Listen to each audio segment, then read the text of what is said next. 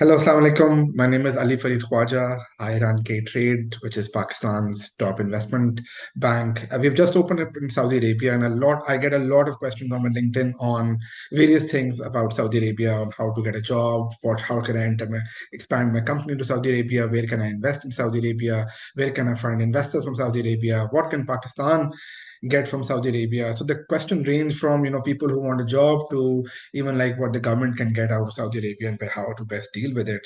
I'm not the expert on it, so I thought I'll ask the people who I considered experts and who know Saudi Arabia better than anybody else. So the first guest we have today is Sajid Riaz. Sajid, thank you for taking your time for talking to us. Assalamu alaikum, Ali. It's a pleasure to be here. As Absolutely. always, good to see you. I learn a lot always when I talk to you, so I thought I'll extend the benefit which I get from talking to you to other people who ask me questions which you would have a better answer to those questions. And then just running through your LinkedIn profile, and I know your experience is far richer than can be captured over there. You are the managing partner of Hema Capital. You are on the board of Hana Water, Hana Food Industries. Before that, you were managing director, head of private equity and investment banking of Jadva Investment, which is the top and one of the most prestigious asset management companies. I'll let you talk more about Jadva. Of course, I know a lot about it. And before that, you were a director, head of equity capital markets at Jakeen Capital. And prior to that, you were at Ernst& Young in the corporate finance team. And you've done an MBA from Imperial College. But I know that, beyond that, you do a lot of stuff and you are heavily involved in the core group of people in the corporate finance, private equity sector in Saudi Arabia. So we'll benefit from some of the insights, but why don't I pass the ball to you? What would be great if you can run us through your life story and journey, professional journey in Saudi Arabia. Thank you, Ali. I'll try to do a quick run up of my background. I was born in Pakistan in Lahore, and I was only 7 year old when I moved to Saudi Arabia. My father used to work for a Saudi Aramco joint venture back then as a finance head in the 80s, and so I grew up. I grew up in Saudi Arabia in the 80s, and early 90s was there during the Gulf War, first Gulf War. After finishing high school, I moved back to Pakistan, and then went on to do my higher studies. Eventually, when I was leaving Saudi Arabia after the high school, I never thought I always wanted to be an investment banker. And I never thought I'll come back to Saudi Arabia because the capital markets were not that developed. And, you could not have imagined back then in the 90s, early 90s, that, one can have an investment banking career in Saudi Arabia, let alone Saudi Arabia, even in Middle East in those days. So, I was always thinking about London or New York. And I ended up in Boston. I was doing my MS in finance, and 9/11 happened. And, due to the circumstances, situation back then of economy and everything, I ended up back in Riyadh. And my parents were still there. Mm-hmm. So, and back then there were no investment banks except like some capital market arms of, some of the commercial banks. CMA was not even there the time when I landed in Riyadh. There was the Tadawul, obviously. And so, during my time with Ernst & Young, I was very lucky, and I was always very keen on investment banking. I got to work with the CMA. I was seconded to CMA for a while to work on some of the, early groundwork that was being done to set up the regulator, including M&A, takeover code, as well as, setting up the CMA budget and etc. and to develop and understand. I mean, it was really great working with the CMA back then. And so while I was working with the CMA, a lot of people started to apply, started thinking of applying for investment banking or asset management licenses. And in Ernst & Young, we started the practice to help these companies get licensed by the CMA. And my third or fourth client was So I was like heavily involved in that initiative at Ernst & Young. And my third or fourth client was, back then it was called Falcom. Actually, when I met them, there was no name for it. And, so I did the strategy for them, and, they wanted to be just a brokerage house. And I convinced the founders, you should have investment banking as well as asset management within the scope. And, the gentleman who was sponsoring it said, why don't you come and join as, lead the investment banking? I said, maybe I'm not ready for it. He said, no, you'll be ready. So that was my first break. And I was I had this entrepreneurial thing in me from beginning. So I immediately decided, it's time to say goodbye to Big Four and, join a startup. So there was one office and, the CEO, that's it, and me. So we set up Falcom Financial Services, the name came up there and the logo and everything. So the entire journey started. In a couple of years, Falcom was set up and running. We did one IPO that was back then of Othame Markets company. And I decided at that point in time, I was approached by the founders of Jadwa. And I liked the vision. It was very exciting. And I liked their approach towards it. And, I decided to move on.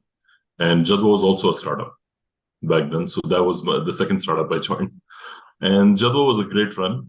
Spent 8 years there. We did some marquee deals, starting from acquiring ExxonMobil's stake in Lubref, which was a lubricants refinery. Recently got listed on Tadawul as well. And then, number of transactions. So in 2014, when the shares vested and, the old team was moving on to new ventures, that was the time when I also decided it's time. I was a boutique investment bank, which was focused on relationships. And so I teamed up with two of our very close relationships, my close relationships, Mohedib and Abunayan groups, and decided to start Hema Capital out of DIFC in UAE, based in Dubai, as a full-fledged category 3C investment bank. And, despite being in Dubai, my focus was always, on Saudi Arabia. So, if you say, my entire career is in Saudi Arabia. So that's lately I've been feeling very good about it because everyone is trying to get a piece of the action in Saudi. So it's good to be based here, be one of the incumbents in the market. No, absolutely. So this is a quick rundown of the journey, but it's been a journey of growth, except a few hiccups. 2015, 2016 were difficult years. But if anyone who's been in long enough in Saudi Arabia would know, Saudi Arabia historically has been a market driven by oil fundamentals, oil markets.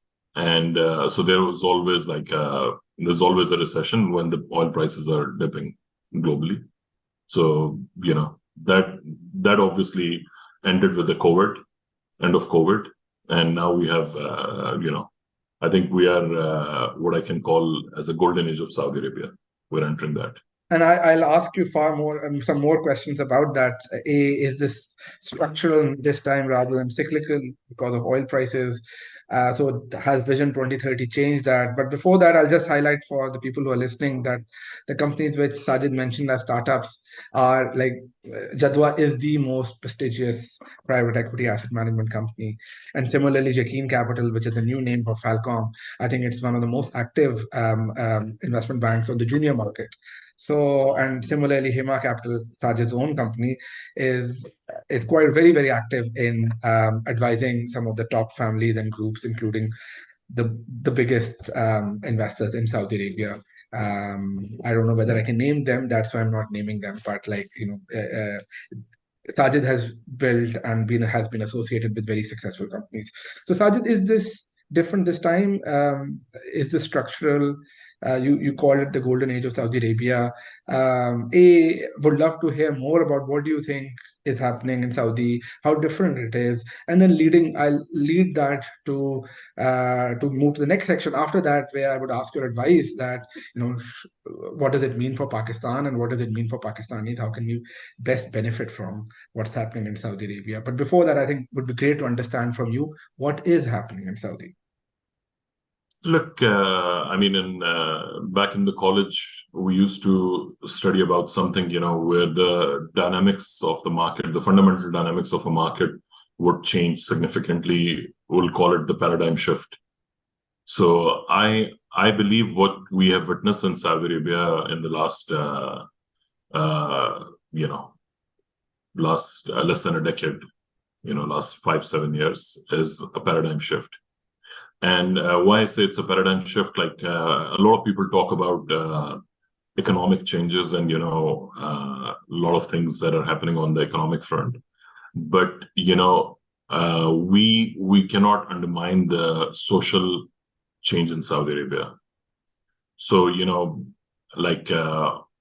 the whole Vision 2030 exercise, setting up the vision, you always start from where you want to be. And this was the best thing the Saudi government did, is they set up a very clear vision. They involved the best brains in the world available, and they involved their own team along with them, and they set up a very clear vision, but very lofty vision. And a lot of people did not believe in it, and a lot of people who were outside the region were skeptical, and rightly so. They did not understand Saudi Arabia's dynamics very clearly. But the social change I could not have even imagined. And by social change, what I mean is the energy in Saudi Arabia is amazing today. You meet these young people; they're so motivated, they're so driven. They're willing to work. They're willing to burn the midnight oil. Putting in the hours, and they're all like, looking to, from all of a sudden, from, historical entitlement mindset, the young generation has shifted towards achievement mindset. So, which is very heartening. Someone who grew up in Saudi Arabia and, have seen it so closely. This is very exciting. And, you see it in everyday life. So this is one important change. Second, on the economy side, there are so many topics, one doesn't know where to start and where to end. Like, the government public finances are in much better shape, and diversified as well, with the, certain sources of government revenue coming from VAT and, otherwise.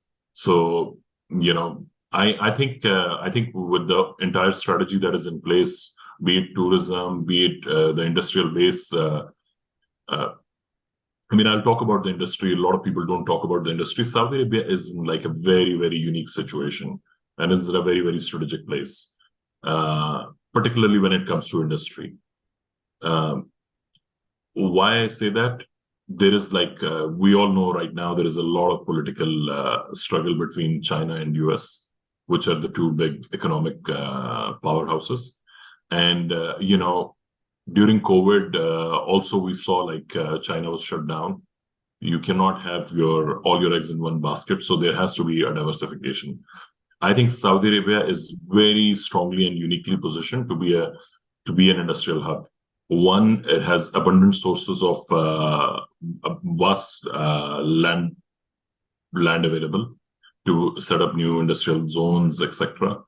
Second, it will always be the cheapest producer of energy. Historically, it was oil, but now when you talk about alternatives, I think Saudi Arabia will always be the cheapest place to produce green energy.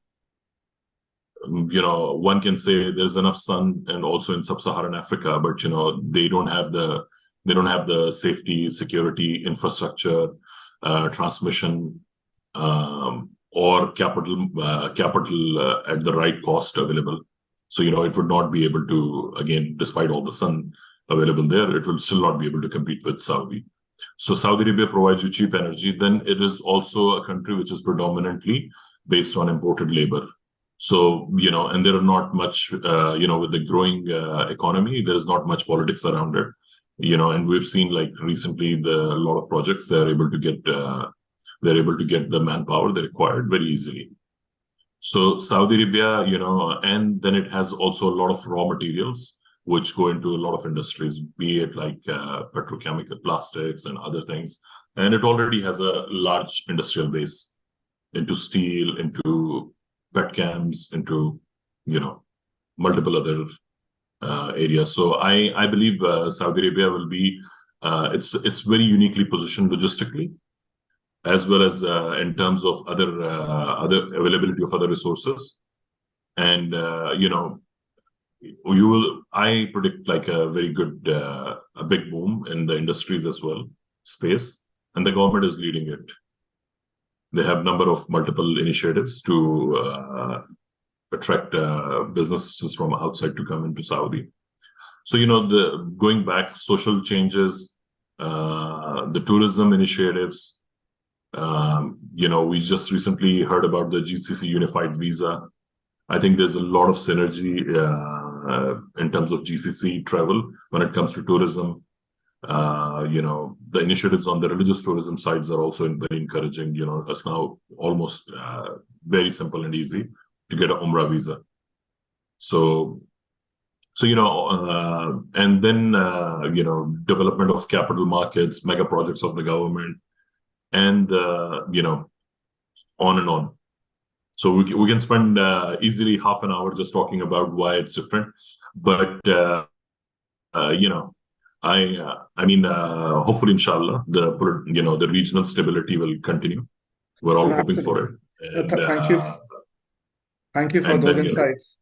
Sorry, I interrupted you. I was just fascinated because a lot of people do talk about tourism, and they talk about real estate, and they talk about energy.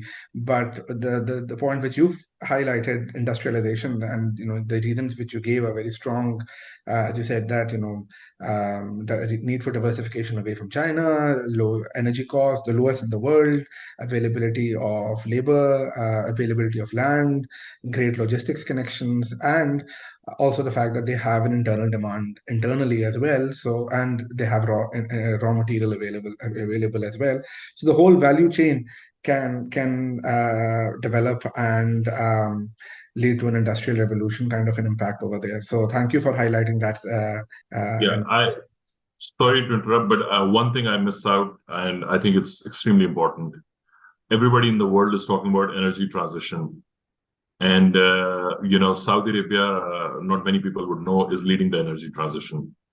So be it like Aqua Power, one of the companies we helped to go public, is leading the solar sector, as well as the hydrogen. So I can clearly see Saudi Arabia will be a winner in the energy transition and will continue to lead the global energy markets, because the industrial scale green hydrogen projects that are being conceived today in NEOM and on the West Coast are going to change the landscape significantly.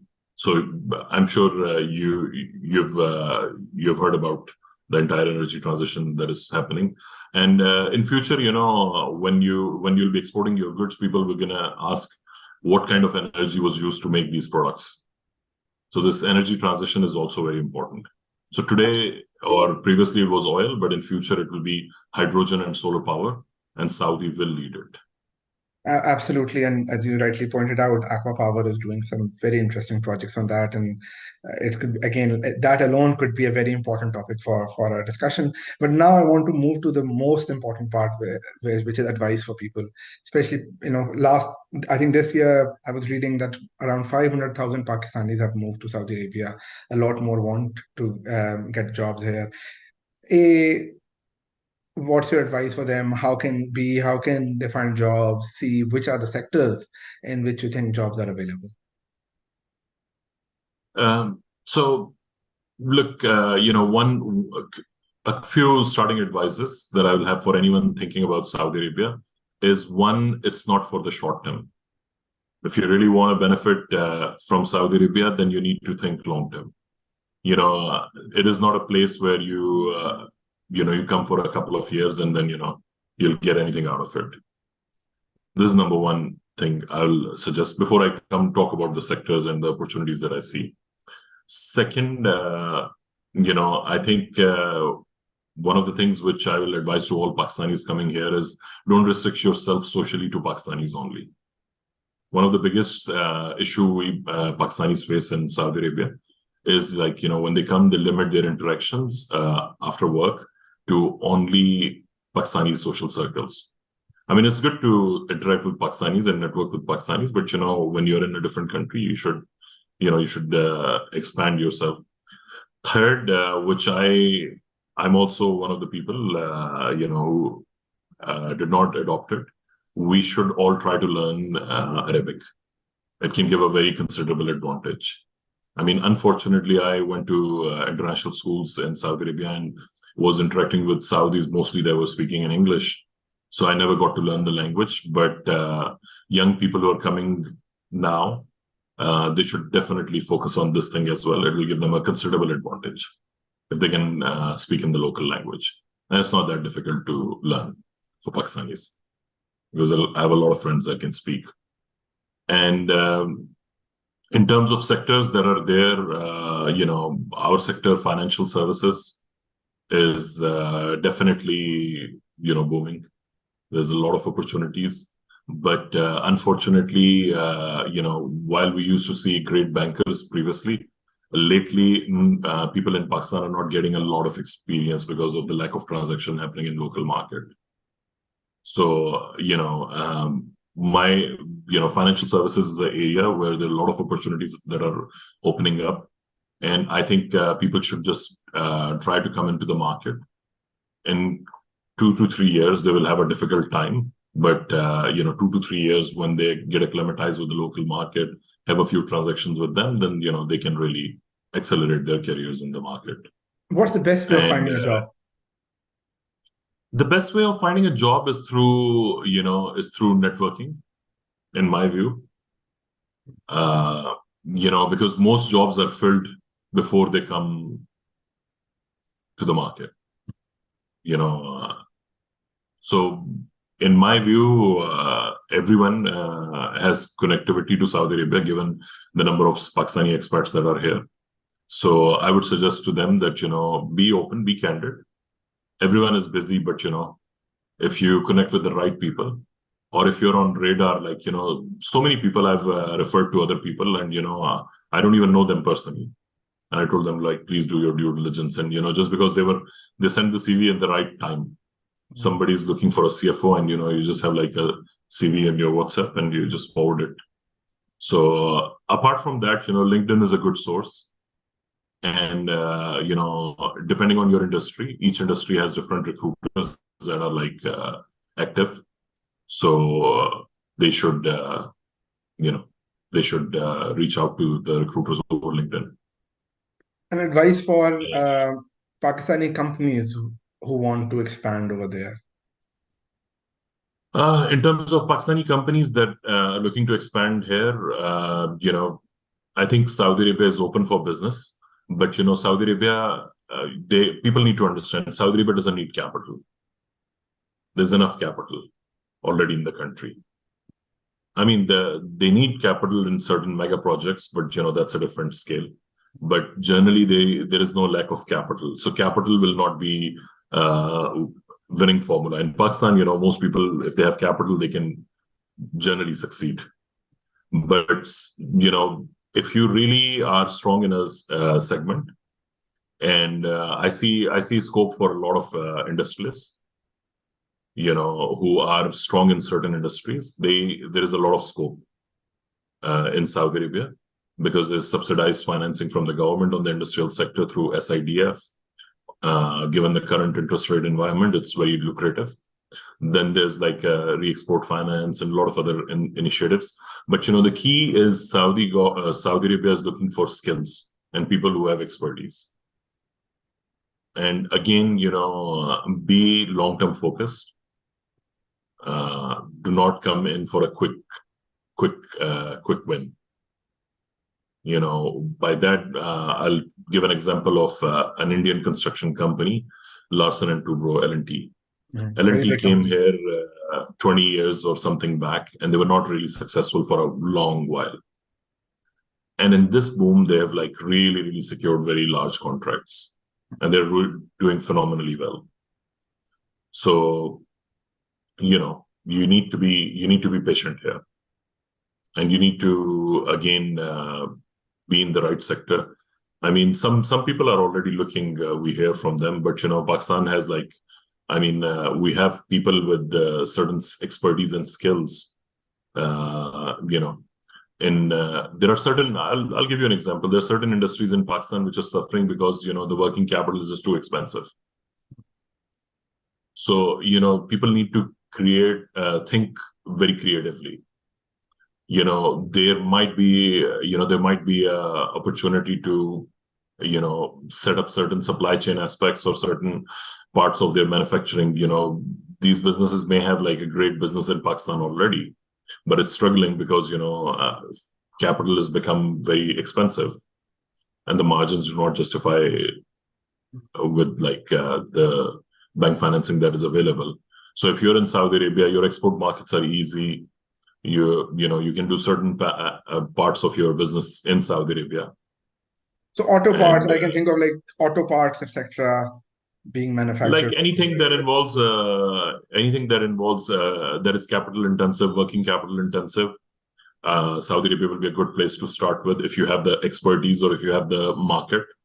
So auto parts could be a good example, because you can get all the injection molding machines very easily here on good financing terms, and raw material supply is excellent, and so that could be one area. And then there are other areas as well, obviously, but one has to study. So I've advised a few friends to look into this aspect, that maybe they need to.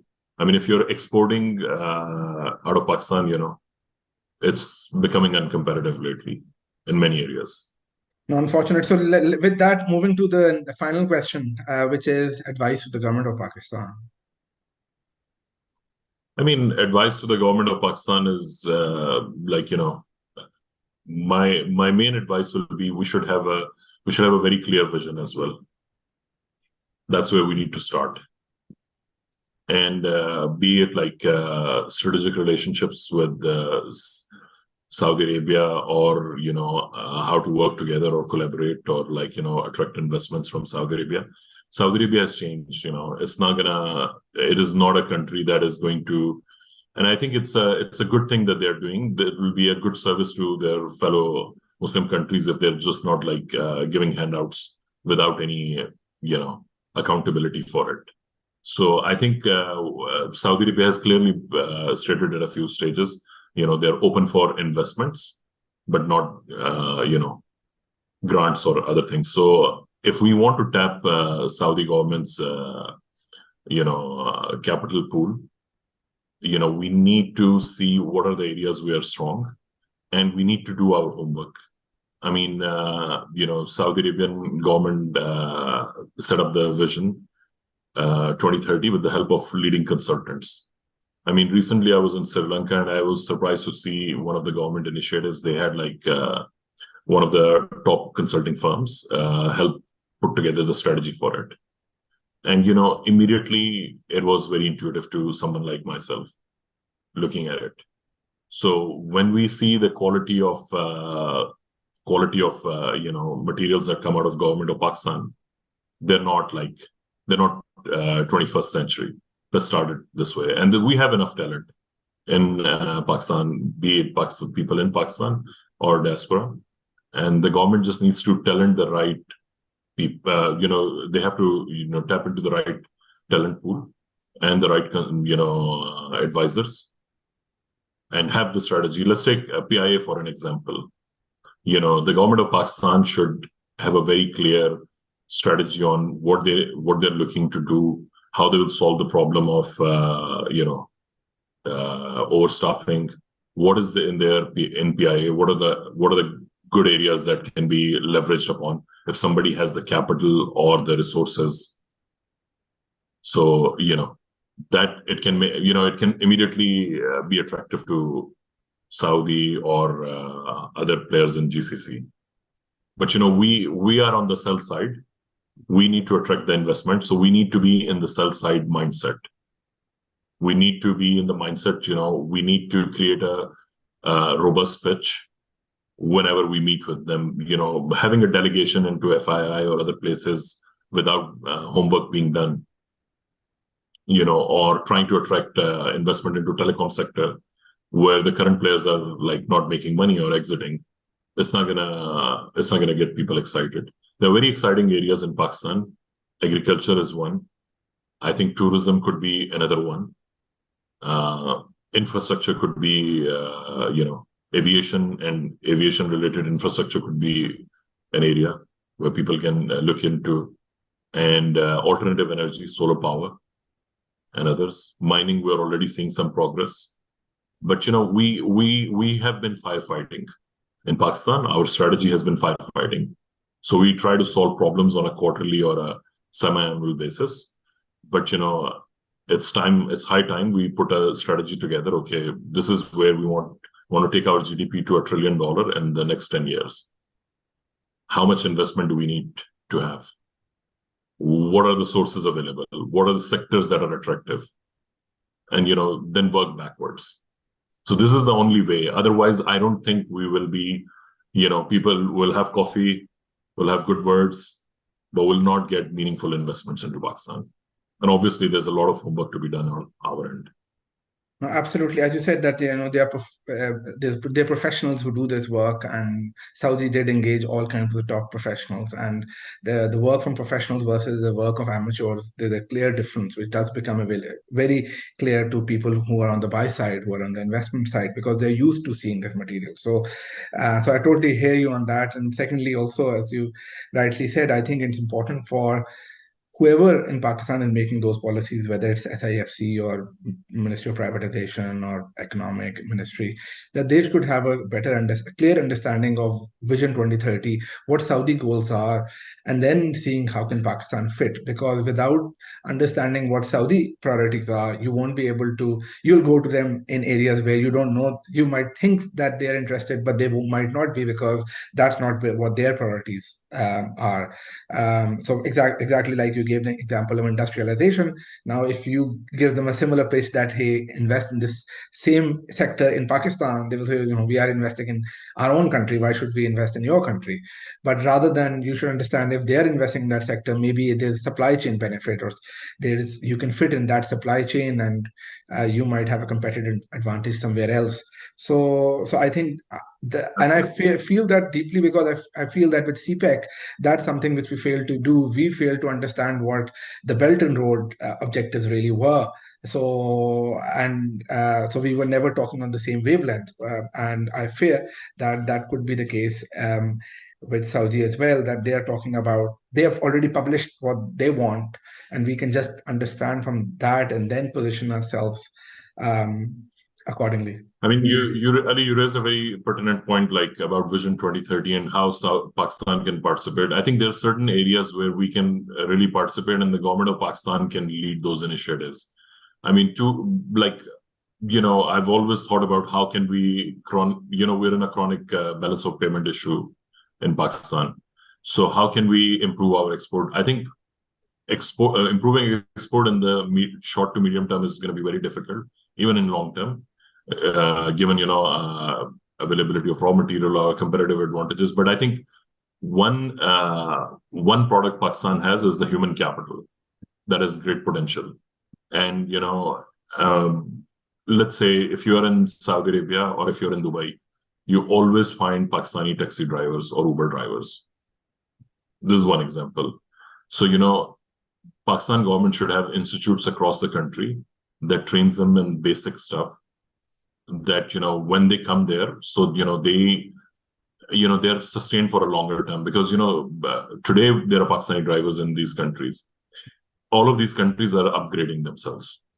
And Pakistani drivers that are currently their training level, their language skills, they're not going to be there for long.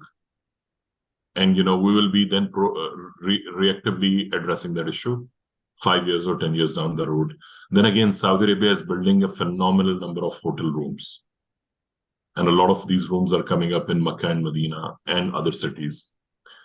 Saudi Arabia is bringing top European universities or colleges in hospitality space to come and train. But I believe still they will not have enough people in these new hotels that are coming up. So, another initiative Pakistan government can do to tap into the Vision 2030 is, we should have top-notch places where people can learn, grow, and, be exported out to Middle East in the hospitality industry. Dubai is already massive hospitality industry. So, and Saudi Arabia is going to be the next one. Are we ready? I think no. And these are just two sectors. Absolutely. No, I thank you for sharing all of your views, and of course this topic does, and your insight deserve a much more longer time. And I think this webinar was more for people to get a flavor of that. And I'm sure after this they will contact you directly, and they should contact you directly, whether they're looking for a job or companies trying to expand or trying to invest, or the government, because there are fewer people in Saudi who have this much knowledge which you have. So thank you, Sajid, for your time on a Sunday during the holidays. And I know you're super busy. Always a pleasure, Ali, to speak with you or to see you. And anything I can be of help, I'm more than open to engage and help. Thank you. Take care. Thank you. Take care. Khuda Hafiz.